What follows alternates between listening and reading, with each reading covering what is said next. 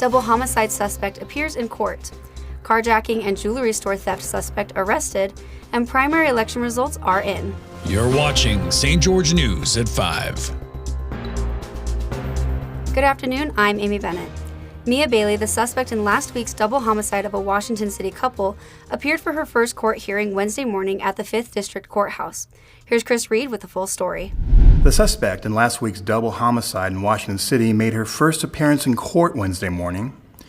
28-year-old Mia Bailey appeared via remote video from Purgatory Correctional Facility, where she has been held since police arrested her exactly a week ago after a more than 12-hour search. Bailey heard the charges she is facing from 5th District Judge Keith Barnes, including 2 charges of aggravated murder for the shooting death of her parents, Joseph and Gail Bailey, who were found shot dead in their Washington Fields home on the night of Tuesday, June 18th. Bailey also heard a charge of attempting to murder her sibling, who was also living at the home with his wife. Bailey was asked by Judge Barnes if she had any assets to support the payment of a defense attorney. Do you have any assets that you could sell that would net you at least $5,000? Yes. Pardon me? Yes.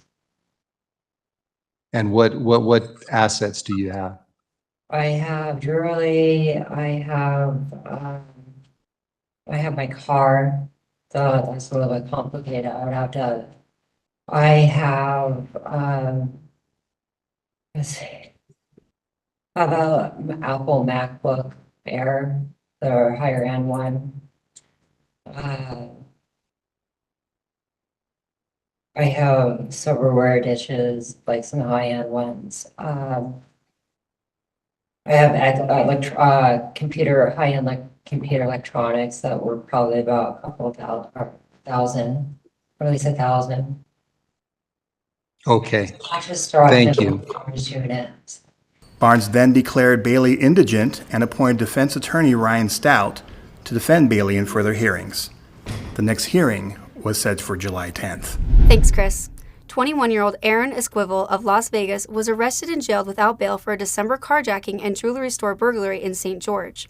The crimes involved smashing display cases and stealing a Hyundai Elantra.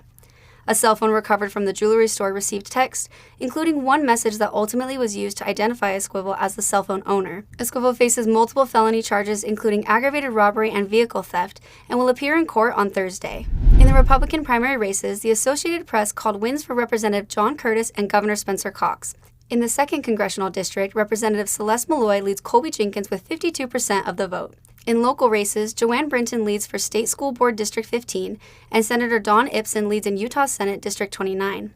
Kenneth Robinson leads the Iron County Commission Seat C race. Full results and updates are available from state and county sources.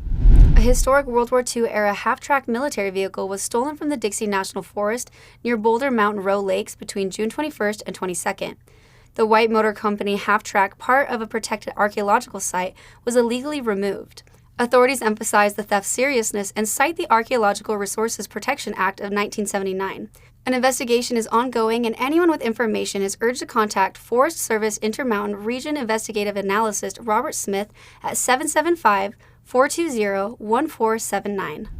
On Tuesday, firefighters quickly extinguished a fire on a St. George property, containing damage to animal feed and ensuring no harm came to nearby horses and cows.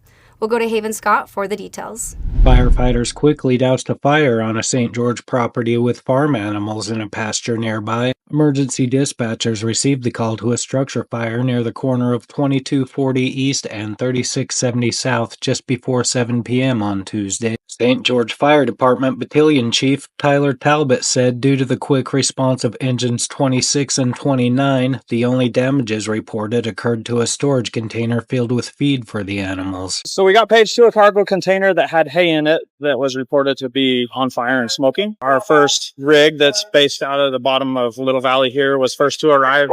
Stretched the hand line down there and found the hay inside the cargo container on fire. So they attacked it, and then we spent the next long while pulling the bales out and overhauling it and making sure that we didn't have a problem again later tonight. Talbot said no injuries were reported by firefighters or property owners and no animals were harmed.